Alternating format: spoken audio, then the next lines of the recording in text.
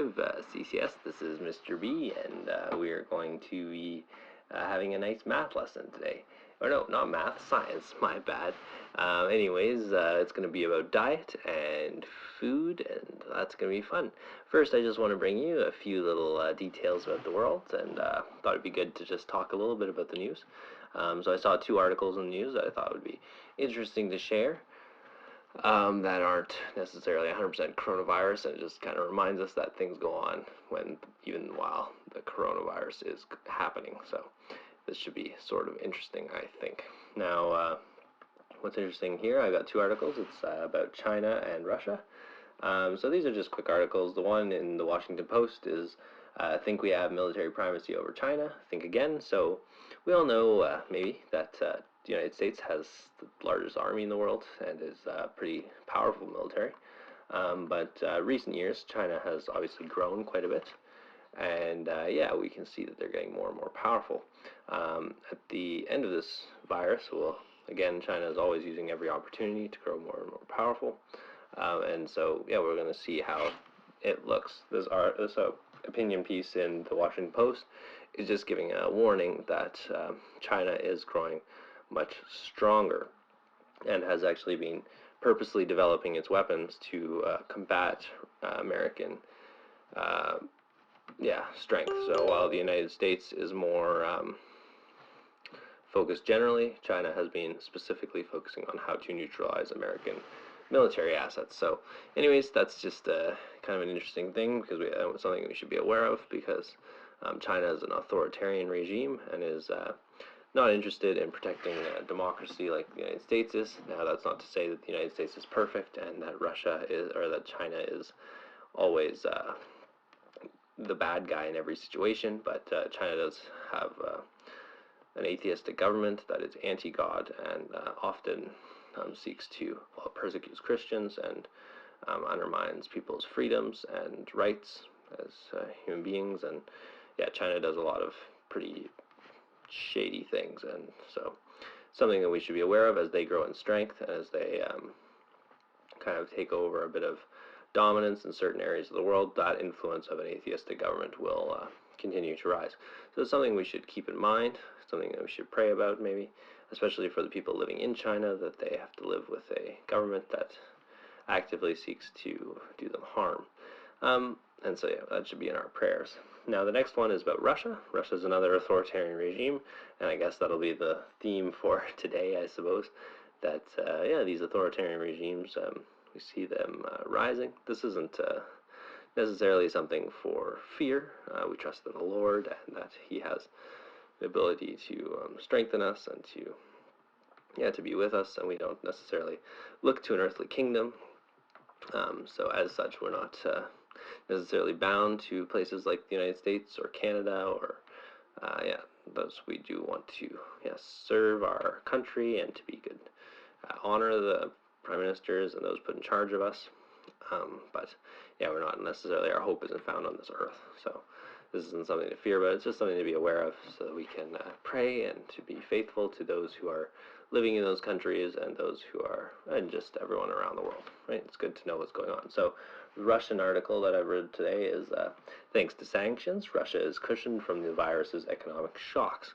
So Russia has been sanctioned, which just means that they've been kind of isolated from the world's economy. At least the Western world has isolated them a bit, which does cause some economic strain, some money strain on the Russians. And so they've been preparing for this and being quite fiscally conservative. So they've been keeping a good track of their money and not spending it frivolously. And so now that has led to a situation where during this virus, the Russians, at least economically, not to say health-wise, healthcare-wise, or other things, but on the economic sides of things, are actually quite well prepared for a virus.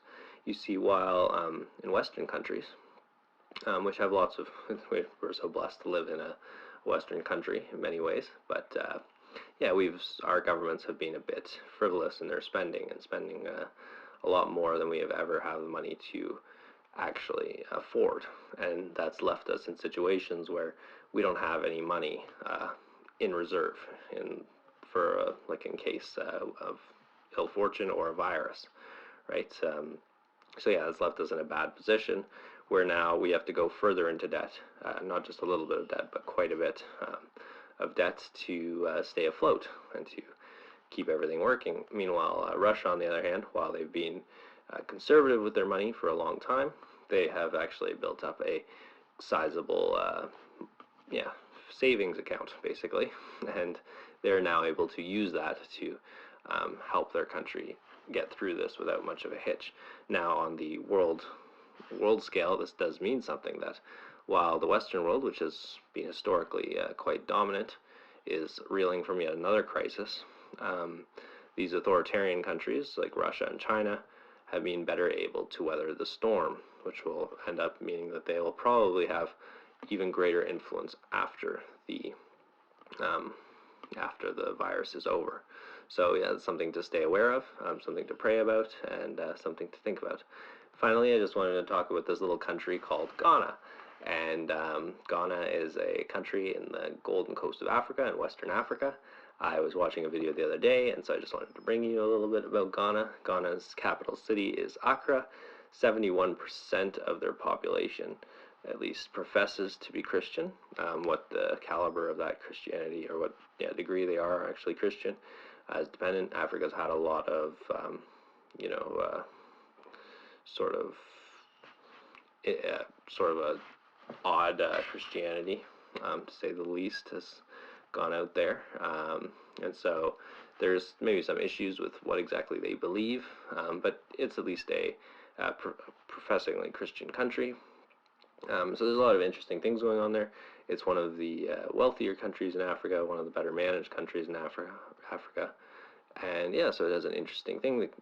So the population is a bit better educated, a bit better, better secured, and their president recently spoke about how he desires to see his country free from foreign aid, and not necessarily that he was very careful to say that he's so grateful for all the aid that his country has received historically, but he wanted to see his country able to be a free country, not reliant on, as he said, the French taxpayer to help them, but reliant on themselves. And so there's a certain element where, yes, we want to be independent, and it's not bad to have aid. We have to be careful, to be humble, and to realize that we all need help, especially help with our Savior. But this idea of being able to have freedom, in a sense that as they are constrained by, they rely on aid from other countries, they also rely on those other countries to tell them exactly what to do. And so it would be, he's like hopeful that Ghana can start to chart its own path, and seek to have that sort of independence of a financially secure country. So yeah, that's from Ghana, and that's interesting. So now we'll go and look at diet, and I hope that we all had fun learning a little bit about the world.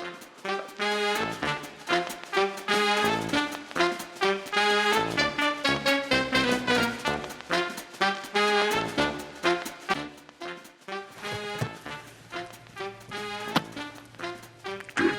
You have the right goods. Are you looking for more plasma guns? These ones are what model again?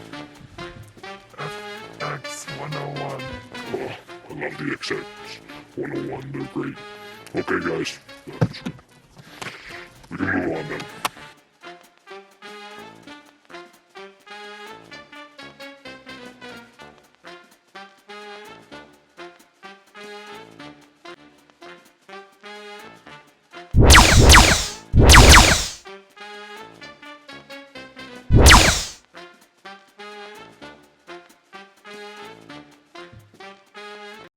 Okay, so let's start looking at food and diet. So, here we are with food and diet. So we see a nice little picture of all our food. So this is just going to be a quick little presentation. We're just going to then talk about all that is important for you. So what is food and diet? Well, food is, we know now where food comes from, but why do we need it? A balanced diet, the right amount of water, and other nutrients keep all the systems in your body working the way they should. If you don't eat well, your body isn't going to work well. So we got to eat properly to fuel our body and to give ourselves the proper nutrients to go forward. So today we're going to look at nutrients, learn a bit about them, and discuss their importance. So, what are the nutrients? Well, there's about 6 nutrients. You have proteins, fats, and oils, carbohydrates, and so proteins are like meats and cheese, nuts, beans, fish, seafood. Oils are basically, and fats are basically in every food, but these kind of things have more fat. Avocados, bananas are fat, but by having fat doesn't necessarily mean that they are like fattening, which is kind of an important distinction, right? You can eat a ton of nuts and not, that doesn't like make you fat. Fats are something that your body actually converts stuff into fat to use as energy. So, and then there's grains, carbohydrates. They're also found in a variety of different things, but largely plant food, and largely in grains is how we normally get large part of our carbohydrates. And then we have minerals, which are in fruits, vegetables, milk, butter, and all that stuff. That's great. So lots of vegetables. And we have vitamins, which are also in your fruits and vegetables. And then finally, we have water. So let's go down to this little paragraph here. And so, so proteins we can see are found in fish, meat, cheese, nuts, beans. They help you grow and repair your muscles and other tissues. You have fats and oils almost in all foods. These guys keep your nerves and cells healthy and store energy for the body. Carbohydrates are in plant food, for example, grains, and these guys provide energy for your body. And fiber keeps your digestive system working nice and well. So you got to make sure you're getting all your fibers. And then vitamins, like they're found in fruits and vegetables, and they're important for the general health of your body. And then we have minerals, they're fruits and vegetables, and milk as well. These help your bones and other body systems. And then finally, water. Water is in like everything, but mostly, best way to get water is in water. So that's good to know. And these are necessary for the body to work in all sorts of ways, to carry waste out and to, just to basically get anything to function. You need water, right? And so, let's just go back here. And I think something really, well, actually, we can probably go forward. You see, the new health guide has changed a bit. So before, we had a guide that said grains were the most important, and then vegetables, and then milk and protein. Now they're finding that vegetables are the best thing and most important thing. And I know that's not what everyone wanted to hear. But vegetables are really good, and you can make really great meals with them. And fruits are too really important. So there's such a variety of vegetables. So actually, God, when He created the world, He actually gave us the green things and the plants to eat. And this is largely because God didn't want any death in the world originally. So sin brought in death, and in the Garden of Eden, in paradise, we didn't have we didn't eat meat. We would eat only vegetables, because eating meat, intrinsically means that there's been death and something had to die for that. And God also said that we are allowed to eat meat, and that's great. And especially in the New Testament, we're able to eat anything. But there is an element that the desired idea in Eden was that nothing would be dying, and that death, that would be just vegetables that would be eaten. And you see it come up again in like other times in Scripture where the faithful choose to eat vegetables instead of meats that were not unclean meats. And vegetables are in fact really, really healthy for you. They're really good for you, so you can get strong on with your veggies. And there's an old show called Popeye now. There's lots of things with Popeye that aren't the best, but I ate spinach to get strong. So leafy vegetables, they have a vitamin called folate. And not having enough folate causes anemia or a low red blood cell count. So your red blood cells they're not enough of them, and then they won't be able to carry enough oxygen into your body. So that's no good. And so you need to eat all your greens to actually be a big, strong, healthy person. So make sure you're eating them. And then another thing is, remember, water is really important. If you don't drink enough water, you get dehydrated. That makes you tired and weak, and you can damage yourself. You can hurt yourself. And yeah, it's kind of like it's funny like how computers allow us this great metaphor, but or even cars or vehicles, right? You gotta give it the right fuel. So if any of your parents have maybe a motorbike or a snowmobile or something like that, you'll know that when we're dealing with those machines, we actually put in higher quality fuel, and this is because we, in a sense, we want those machines to last longer, especially with two-stroke engines. You want to put a better fuel in there to keep it cleaner, and it's similar with us, right? We also, as you saw with our cells earlier in the year, with all those videos, that we also have a lot of systems inside of us and parts and things going on, and you want to give those parts the best food to survive. So yeah, historically, a lot of times, food was considered the best cure for things and preventative medicine rather than just taking drugs to cure everything. A lot can be done with just eating the right nutrients and the right food. So, yeah, can you still eat your bacon? Sure, and your eggs, that's fine. But remember that the most important thing is you eat your delicious veggies too. And potatoes are great. Potatoes are full of nutrients. You just have to ask the Irish about that. They love their potatoes, and potatoes have fed them very well.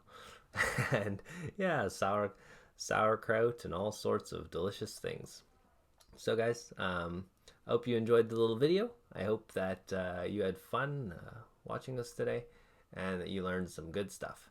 So I'm going to post some questions for you to deal with, and that'll be fun. So what you're going to have to do is look at some different boxes and compare their nutritional values. So on each box, you've probably noticed this before. I remember when I was a kid, I used to kind of read what was on the cereal box in the morning.